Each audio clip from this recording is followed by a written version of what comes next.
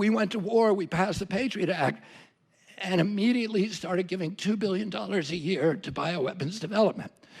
The Pentagon didn't want to do it because it was nervous about the legality, because it was a death penalty to violate the Geneva Convention. Oh, you would have been committing a war crime, even if somebody told you it was okay, it wasn't.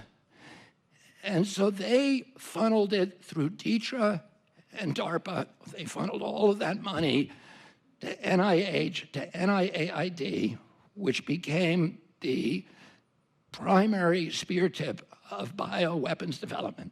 So Tony Fauci became the bioweapons czar in 2001. His budget went up by $2.2 billion. He was personally given a 68% raise from the military.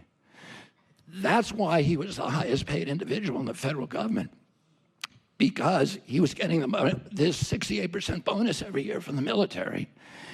But it meant that he could not stop. And the thing the military wanted was gain-of-function studies, where they could take wild viruses and turn them into bioweapons. And bioweapons development always includes vaccine development, because unlike chemical weapons, with bioweapons, there's always blowback. It's called the boomerang effect. If you give your enemy bubonic plague, your guys are going to get it first, too. They're going to get it quickly.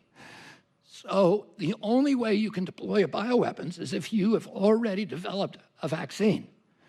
So the race is to develop a vaccine simultaneously with bioweapons, and then you can deploy the bioweapons, and your enemy will take a couple of years to develop the vaccine.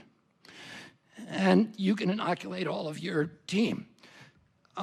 So in 2014, 3 of Tony Fauci's bugs escaped from federal labs. And their escapes were public, and it caused a huge brouhaha. There were Senate hearings, and people were immensely upset. And 300 scientists wrote a petition to President Obama saying, you have to shut down Tony Fauci. He's going to cause a global pandemic. And Obama declared a moratorium and ordered Fauci to shut down the 18 studies he was then doing. And as I show in my book, he didn't do it. He instead took that science and he moved it offshore to the Wuhan lab and to the Ukraine. And when he did that, he was not the only one who did it. Tony Fauci spent about $29 million on gain-of-function science in Wuhan. But the CIA spent over $100 million. And the military spent about that much too, about $64 million. And the CIA funneled the money, most of it through USAID.